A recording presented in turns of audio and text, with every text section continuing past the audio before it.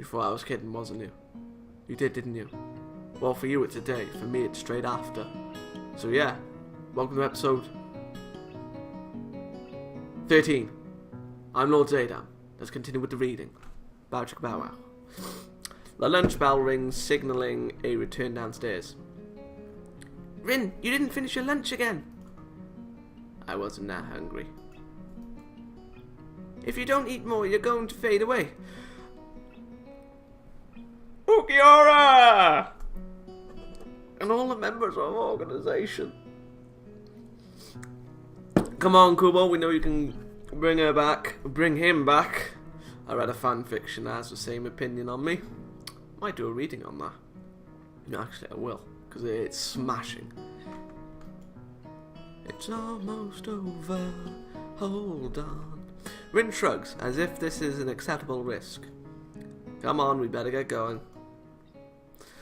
The three of us head down the stairs together.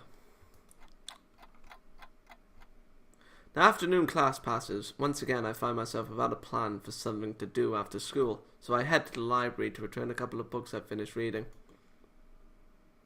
Walking inside, I see that there are about as many students here as there were on Tuesday, all the more evident that the almost total silence enveloping the room. Mother of God. Do-do-do-do-do.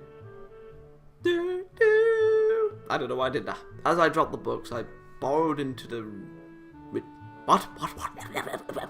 As I dropped the books I'd borrowed into the return slot in the counter, Yuko suddenly pops up from behind, quite startled from the bang they make as they hit the trolley next to her. There. Ah, sorry, Yuko. Didn't mean to startle you. No, that's fine. It happens a lot. I'm used to it by now. Can I help you? It's okay. I think I know where everything is. Thanks anyway. I suppose I'll grab another book or two while I'm here. There's not much else to do, and after reading so much during my stay in hospital, it's become a hard habit to break. Old habits die hard. I wander down to the fiction section towards the back of the library, scanning the bookshelves for anything that catches my eye. Do we see Hanako? As I do, I look over to the corner where Hanako had been the last time I was here, not really expecting anything to come of it. Yay! Surprisingly, though, she's there, absorbed completely in a fairly thick book. I decide against intruding on her like last time and get back to finding reading material. What? That was very quick. That was not a smooth transition. No, Hanako! After an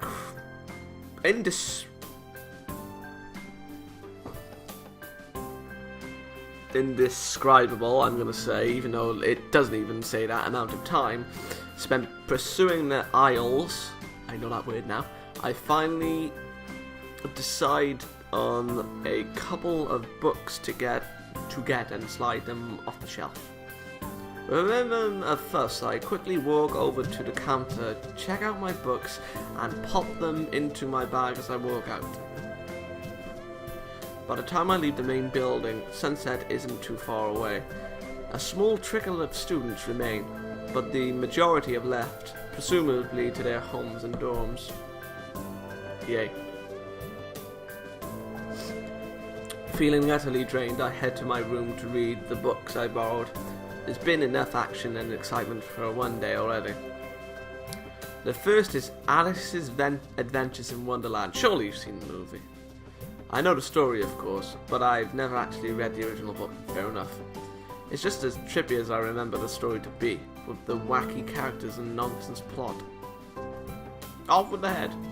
I start thinking of myself as some kind of an Alice 2, helplessly tumbling down the rabbit hole into this crippled wonderland. Lovely. Okay, that's rather a strong expression. Still, the isolated location and the overt way the school accommodates to absolutely everything is unsettling. It is like another world. I wonder why I can't shake the feeling of being an outsider like Alice, despite most of everyone being so hospitable and friendly with me. Because you're cynical like me. Although no one gives me the time of day. It's beautiful. Turning another page, my mind starts drifting further away from the book. It's quiet. It's quiet. I can hear my heartbeat thumping against the fabric of my shirt. Oh, God. For some reason, it makes me feel really bad, like it has since that time in the forest with you and Akko. Killer with fire. Like I was locked in a cage with something nasty and scary.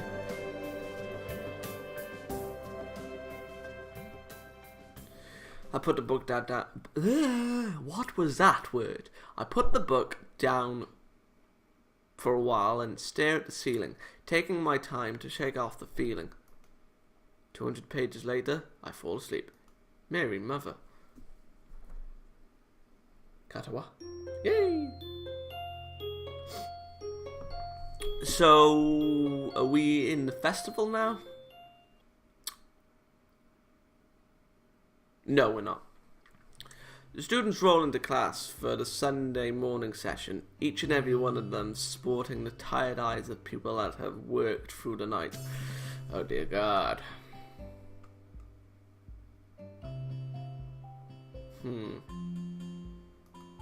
Sorry about that, I was just looking. Oh, I'm out of water.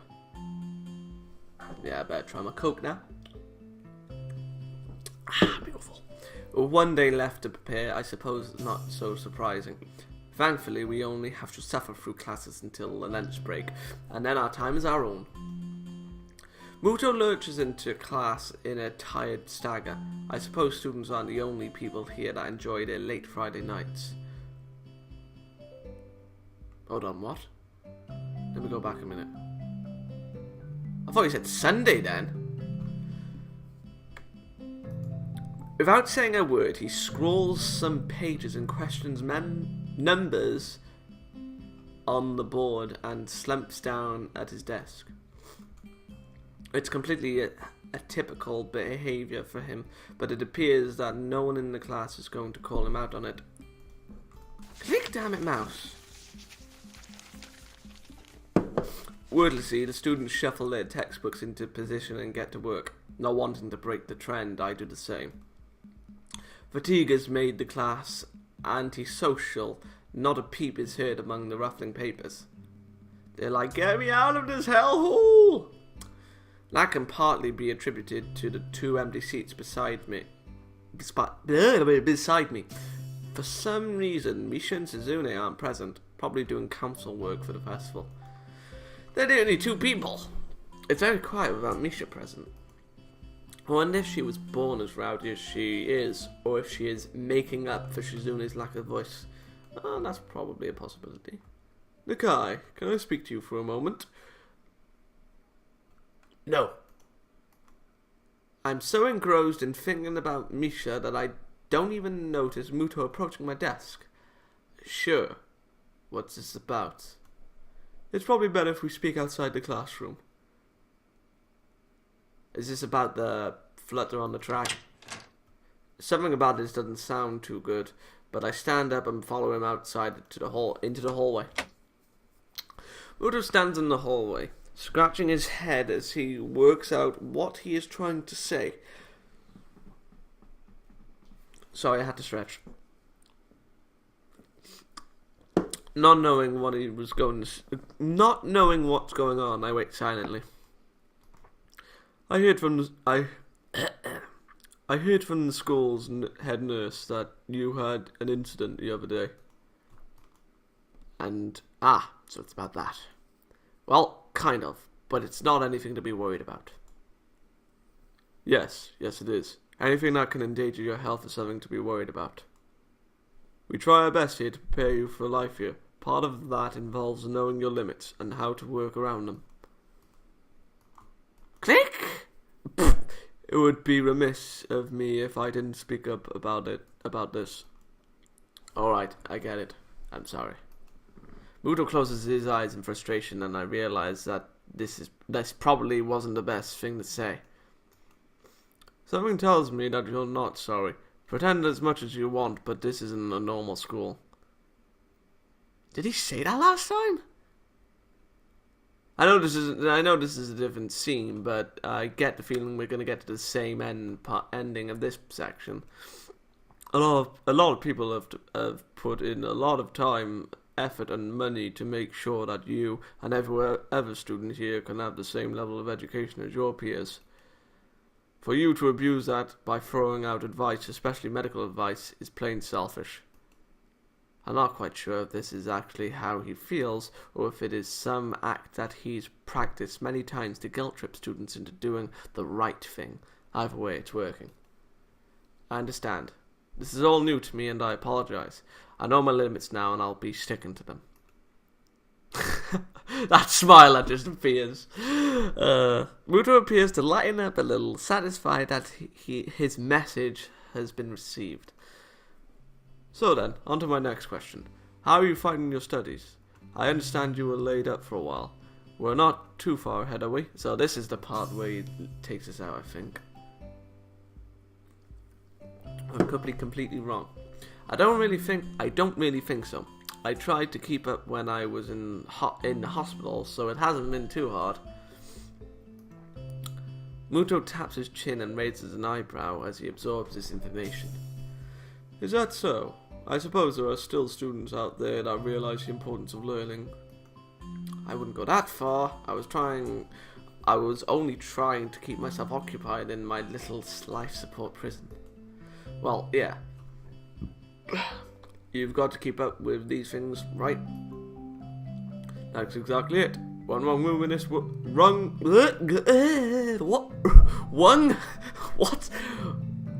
wrong move in this world and you're left behind. Right? Exactly. Right. Wouldn't want that to happen. No, you wouldn't. Every week there's a new scientific discovery. Most of them mean nothing to the lay person, but any one of them could be the key to the next big thing. I'll keep that in mind. It's obvious that Muto's serious talk is over, and he's gone back to his standard, slightly scatterbrained approach to life. I think, in hindsight, that I prefer him this way. He's slightly more predictable in his unpredictability. Well then, I think that's all I really had to say. Let's get back inside, shall we? My relief at the suggestion is, oh my god, insurmountable. Probably. Sure. Sure, you're the boss, right? Muto pauses for a moment. I don't think any of my students have ever said that to me before. For an instant, I consider replying to this, but something deep within me tells me to shut my mouth and get back into the classroom.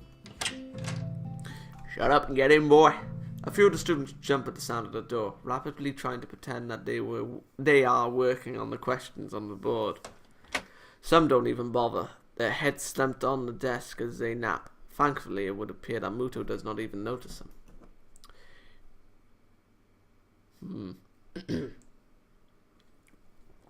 He returns to his desk and retrieves a scientific journal from one of the drawers. I guess I got to him there. The class returns to the near silence that Muto and I left it in before our chat. Mixed feelings of tiredness and anticipation buzz around the room. There we are. Everyone here is either waiting for the chance to rest or the chance to get their last minute preparations underway. Ding dong! The clock on the wall slowly ticks the remaining class time away until finally the bells cry out, ending the torment. Before you all leave, I expect the answer of those problems by Monday. The class sighs as one, instantly regretting slacking off. I skipped, but still acutely aware of the more pressing issue at hand. The classroom empties in a blink of as everyone rushes to their last minute festival preparations. I stay behind and try to quickly finish the questions so I don't have to bother with it over the rest of the weekend. With the festival and all tomorrow. Hanako! Apart from me, Hanako was the only one left, obviously waiting for Lily. It's weird that Lily comes all the way to our classroom to pick her up. I expect that moving around is at least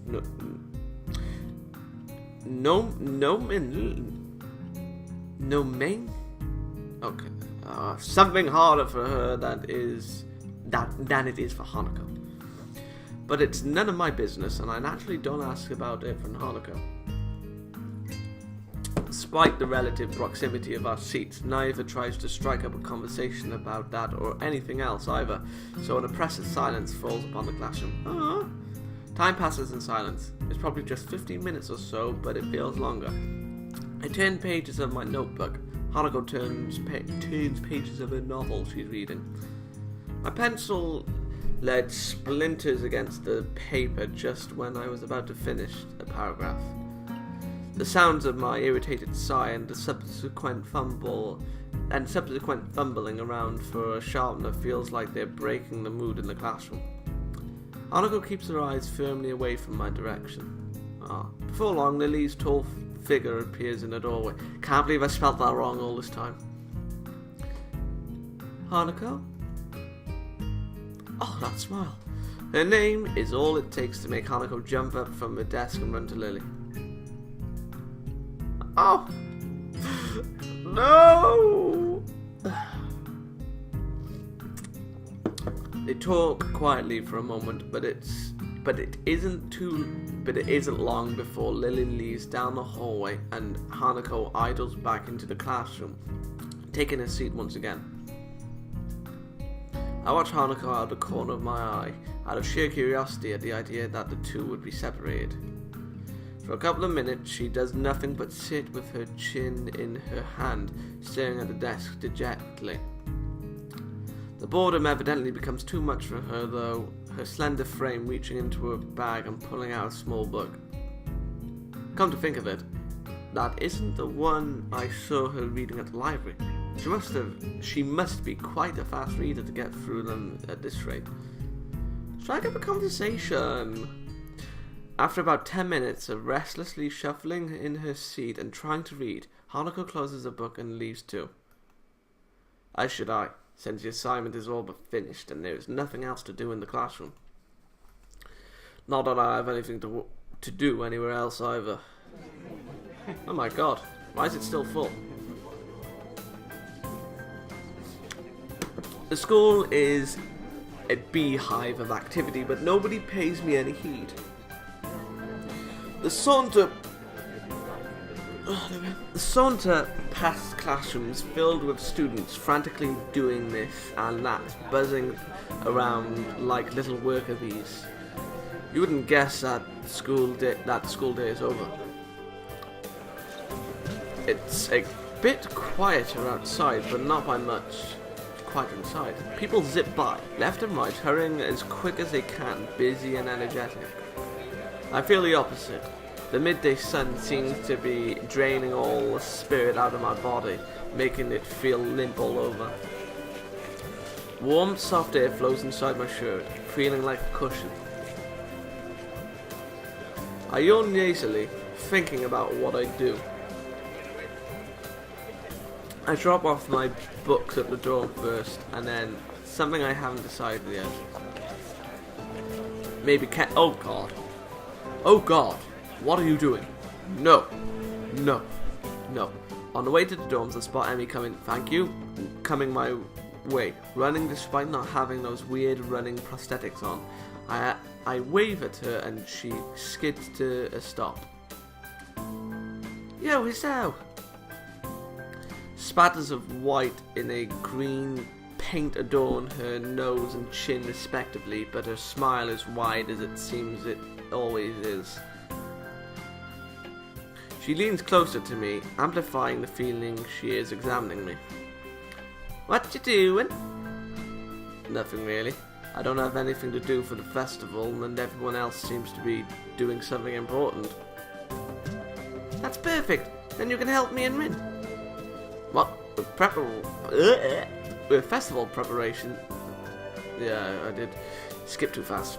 With the festival preparations, I'm not sure if I would be of much help. That's fine. I'm not much help either. I beg your pardon. Click! Emi grabs my wrist and starts dragging me back inside the school quite forcefully. Oh god, people.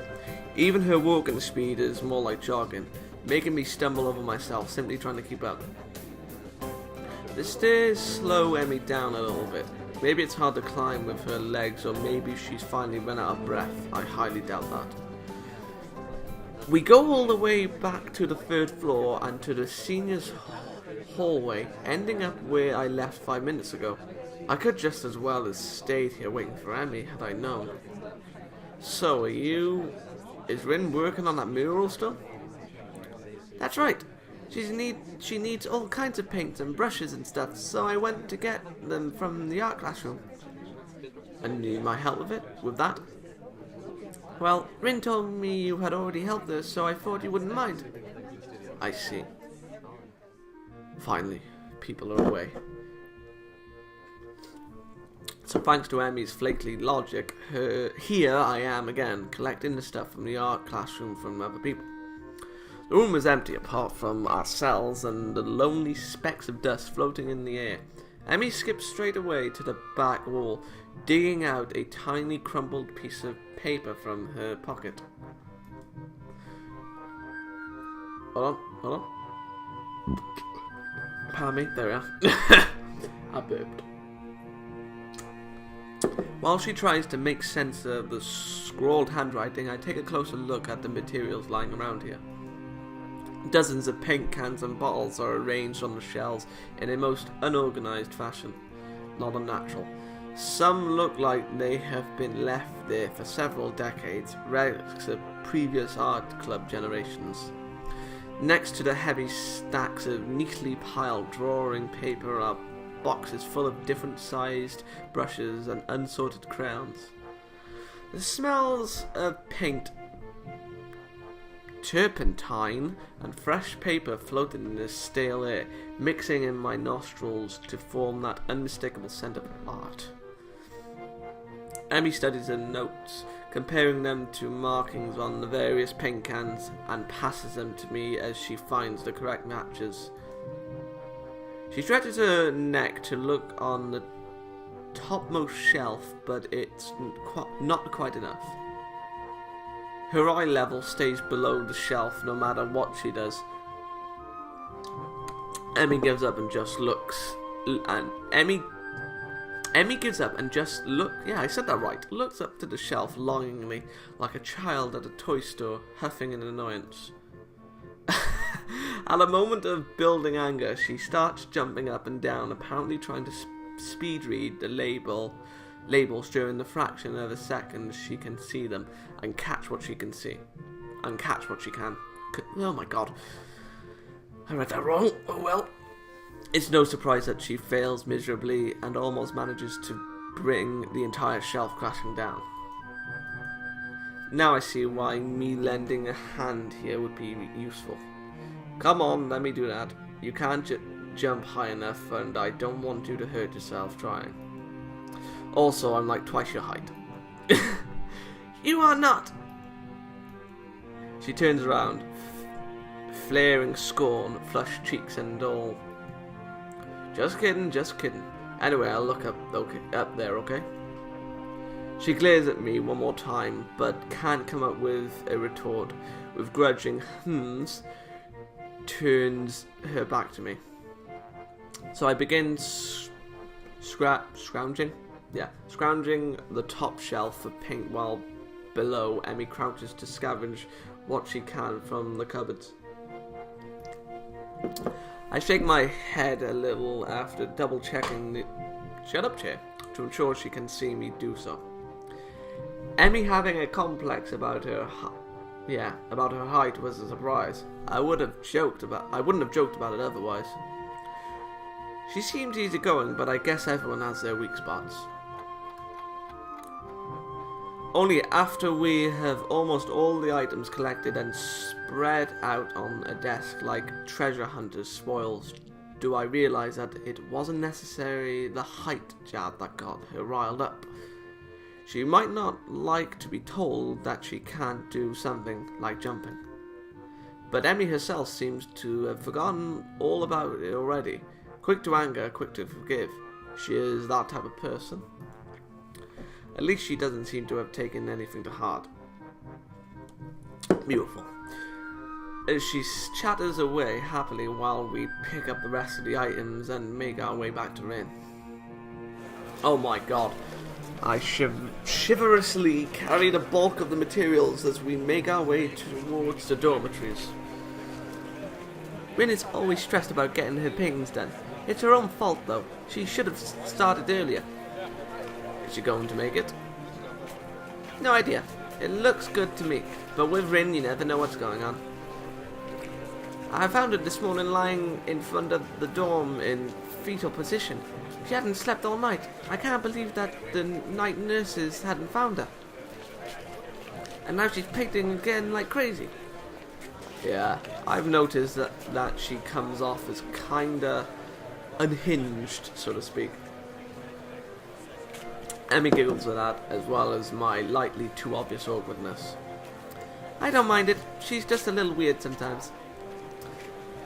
On that, I can agree with her. Unlike me, Emi seems to be cool with Rin's whatever it is that feels so off about her. Still, they don't feel close like Misha and Suzune do. With them working as a single entity, sometimes it's hard to say where one ends and the other begins. Even though they're so different, just like Emi and Rin are. And Rin is the most different of them all. Different from anyone else I've met. Yeah, I guess she's a very unique person. I return that word again, as if it encompasses Rin's personality by itself, but really it's just a substitute for a lengthy description of her oddities. Emi giggles as I grasp about for a properly descriptive word. She's just weird. You know, earlier she just spent half an hour sitting on her box and stared at her toes. She giggles again in a way that makes me think she doesn't know what's funny about it. It just is. All that time. All that time what? What? The working area is a mess, but the mural itself has taken over even more of the wall since I last saw it. The disfigured human figures have been mostly coloured in tones of red, pink and orange. Weird imagery, things populating the spaces between.